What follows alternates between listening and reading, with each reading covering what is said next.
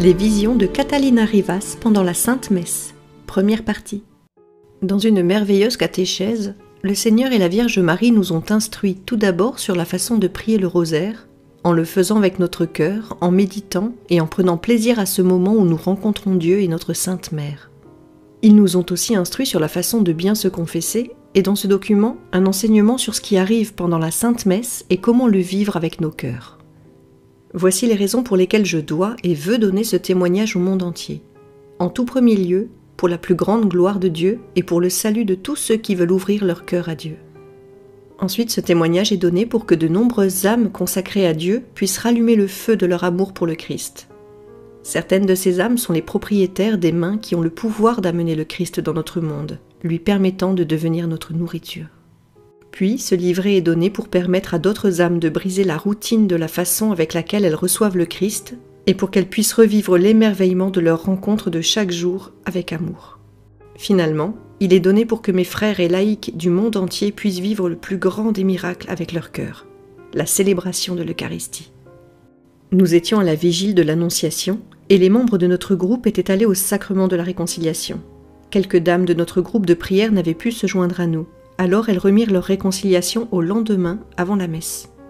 Le lendemain, lorsque j'arrivais à l'église, un peu en retard, l'archevêque et les prêtres avaient déjà commencé à sortir de la sacristie. La Vierge Marie dit de sa voix douce et féminine qui adoucit notre âme : « Aujourd'hui sera pour toi une journée pour apprendre, et je veux que tu sois très attentive à ce dont tu seras témoin. Tu devras partager avec toute l'humanité cette expérience que tu feras aujourd'hui. » J'étais profondément émue sans comprendre pourquoi, mais j'ai essayé d'être très attentive. Rite pénitentiel. La première chose que j'ai remarquée fut une chorale de voix merveilleuses qui chantaient comme si elles étaient au loin. Durant quelques instants, la musique se rapprocha et puis elle s'éloigna, tout comme le son du vent. L'archevêque commença la célébration de la messe et quand il arriva au rite pénitentiel, la Sainte Vierge me dit : « Du fond de ton cœur, demande au Seigneur de pardonner tes fautes qui l'ont offensé. De cette façon, tu seras en mesure de participer dignement au privilège d'assister à la Sainte Messe. » En une fraction de seconde, j'ai pensé : bien sûr que je suis en état de grâce avec Dieu, car je me suis confessée hier soir. Elle répondit : « Penses-tu que depuis hier soir tu n'as pas offensé le Seigneur ? Laisse-moi te rappeler certaines choses. Quand tu es partie pour venir ici, la fille qui t'aide s'est approchée de toi pour te demander quelque chose. Et puisque tu étais en retard et pressée, tu n'as pas été très délicate dans ta façon de lui répondre. Il y avait manque de charité de ta part et tu dis que tu n'as pas offensé Dieu. Alors que tu étais en route pour venir ici, un autobus a empiété sur ta ligne et t'a presque frappé. Tu t'es exprimé d'une façon peu recommandable contre ce pauvre homme, plutôt que de dire tes prières et te préparer pour la messe. Tu as manqué de charité et tu as perdu ta paix et ta patience. Et tu dis que tu n'as pas offensé le Seigneur ? Tu arrives à la dernière minute, quand la procession du célébrant est déjà en route pour célébrer la messe. Et tu vas participer sans t'être préparé. » J'ai répondu : « Très bien, ma mère, ne dis plus rien. Tu n'as pas à me rappeler autre chose, car je mourrai de chagrin et de honte. » « Pourquoi devez-vous tous arriver à la dernière minute ?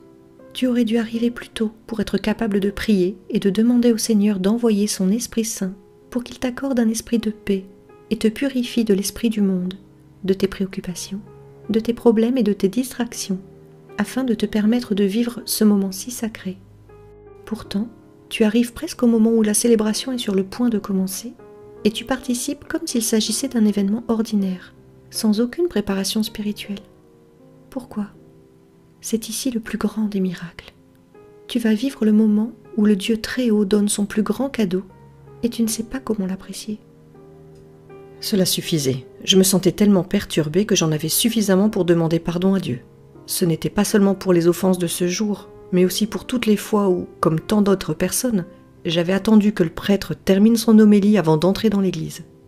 C'était aussi pour les fois où je ne savais pas, ou bien j'avais refusé de comprendre ce que cela voulait dire d'être là, et pour les fois où peut-être mon âme était pleine de fautes plus importantes et où j'ai osé participer à la Sainte Messe.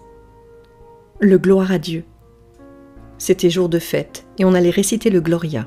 Notre-Dame dit : « Glorifie et bénis avec tout ton amour la très sainte Trinité, en reconnaissant que tu es une de ses créatures. » Combien différent fut le Gloria.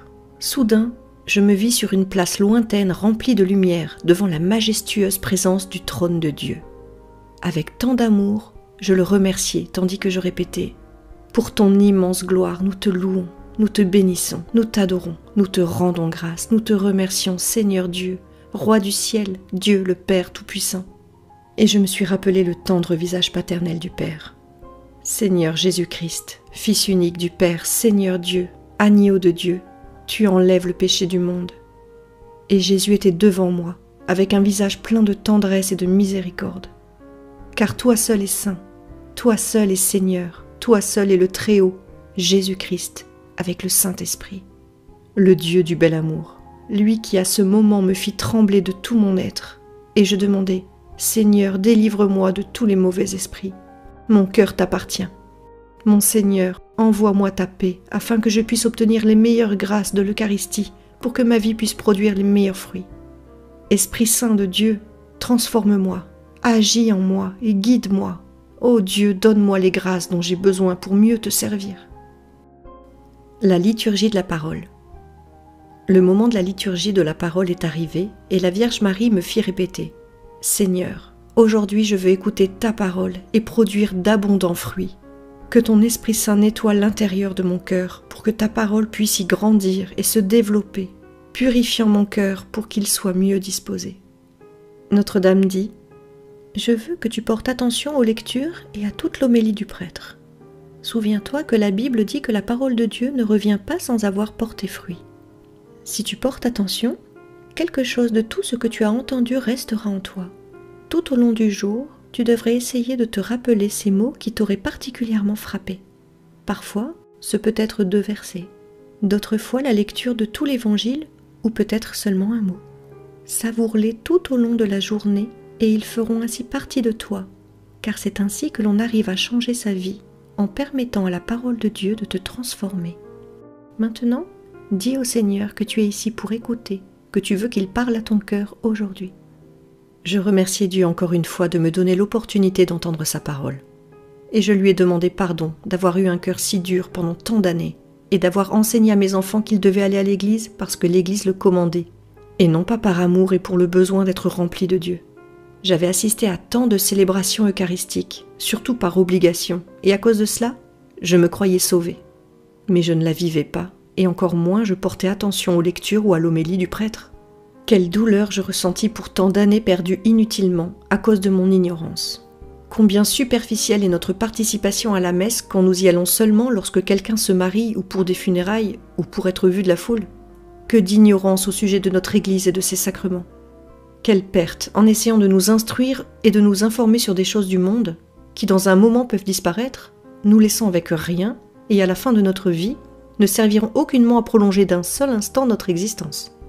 Par contre, nous ne savons rien de ce qui pourrait nous donner un peu de ciel sur la terre, et après, la vie éternelle. Et nous nous appelons des hommes et des femmes cultivés. L'offertoire. Un moment plus tard, ce fut le début de l'offertoire, et la Sainte Vierge me dit « Prie ainsi, Seigneur, je t'offre tout ce que je suis, tout ce que j'ai et tout ce que je peux. Je remets tout entre tes mains. Construis-le, Seigneur, avec le rien que je suis. Par les mérites de ton Fils, transforme-moi, Dieu Tout-Puissant. J'intercède auprès de toi pour ma famille, pour mes bienfaiteurs, pour chaque membre de ton apostolat, pour tous ceux qui se battent contre nous, pour tous ceux qui se recommandent à mes prières. Apprends-moi à avoir un cœur accueillant pour eux, pour que leur marche soit moins pénible.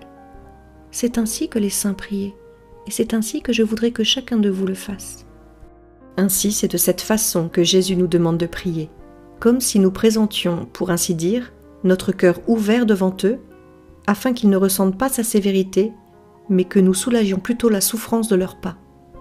Soudain, quelques personnages que je n'avais pas vus commencèrent à se lever. C'était comme si, à côté de chaque personne qui était présente dans la cathédrale, une autre personne émergeait, et bientôt, la cathédrale était remplie de très belles et jeunes personnes. Ils étaient vêtus de robes blanches et ils commencèrent à se déplacer vers l'allée centrale et puis vers l'autel. Notre mère dit « Observe, ce sont les anges gardiens de chaque personne présente dans l'assemblée. C'est le moment où vos anges gardiens transportent vos offrandes et vos supplications devant l'autel du Seigneur. » À ce moment, je fus complètement abasourdi, car les êtres avaient un visage tellement radieux et d'une beauté telle qu'il est impossible à quelqu'un de l'imaginer. Ils avaient une très belle apparence, avec un visage presque féminin. Toutefois, la vue de leur corps, de leurs mains et leur grandeur était masculine. Leurs pieds nus ne touchaient pas le plancher, mais ils se déplaçaient comme s'ils glissaient. Cette procession fut très belle. Certains transportaient ce qui ressemblait un peu à un bol doré avec quelque chose qui brillait beaucoup, d'une lumière dorée blanche. La Vierge Marie dit « Ce sont les anges gardiens des personnes qui offrent cette messe pour plusieurs intentions, ceux qui sont conscients de la signification de cette célébration. Ils ont quelque chose à offrir au Seigneur. Offrez-vous à ce moment-là, offrez vos peines, vos douleurs, vos espoirs, vos tristesses, vos joies, vos supplications. Souvenez-vous que la messe a une valeur infinie, alors soyez généreux en offrande et en demande. » Derrière les premiers anges, d'autres vinrent qui n'avaient rien dans leurs mains. Ils s'avançaient les mains vides. La Vierge Marie dit « Ceux-ci sont les anges des personnes qui sont ici, mais n'offrent jamais rien. Ils n'ont aucun intérêt à vivre chaque étape de la liturgie de la messe et ils n'ont aucun présent à apporter devant l'autel du Seigneur. » À la fin de la procession vinrent d'autres anges qui paraissaient plutôt tristes et avaient leurs mains jointes en prière, mais avec les yeux baissés. Ceux-ci sont les anges gardiens des personnes qui sont ici mais ne veulent pas l'être, c'est-à-dire des personnes qui ont été forcées de venir ici, qui sont venues par obligation, mais sans aucun désir de participer à la Sainte Messe. Les anges avancent avec tristesse parce qu'ils n'ont rien à apporter à l'autel, excepté leur propre prière. Ne contristez pas votre ange gardien, demandez beaucoup. Demandez pour la conversion des pécheurs, pour la paix dans le monde, pour vos familles, pour vos voisins, pour ceux qui se recommandent à vos prières. Demandez, demandez pour beaucoup de choses, mais pas seulement pour vous-même, mais aussi pour tous les autres. Rappelez-vous que l'offrande qui plaît le plus au Seigneur est celle où vous vous offrez comme holocauste pour que Jésus puisse, lors de sa descente, vous transformer par ses propres mérites. Qu'avez-vous à offrir au Père par vous-même? Néant et péché. Mais l'offrande de soi-même unie au mérite de Jésus, voilà l'offrande qui plaît au Père. La vision de cette procession était d'une telle beauté qu'il me serait difficile de la comparer à quelque autre chose. Toutes ces créatures célestes se courbant devant l'autel, les unes déposant leurs offrandes sur le plancher, d'autres se prosternant à genoux avec leur front touchant presque le plancher. Et dès qu'elles arrivaient à l'autel, elles disparaissaient de ma vue. Le Sanctus. La fin de la préface arriva, et quand l'assemblée répondit « Saint, Saint, Saint », soudain, tout ce qui se trouvait derrière le célébrant disparut. Derrière le côté gauche du célébrant, des milliers d'anges apparurent en ligne diagonale.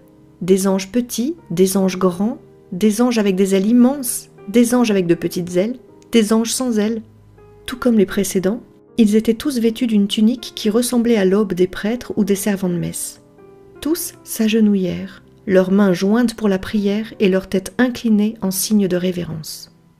On entendait une merveilleuse musique, comme si plusieurs chorales de voix mixtes chantaient à l'unisson avec l'assemblée « Saint, Saint, Saint ».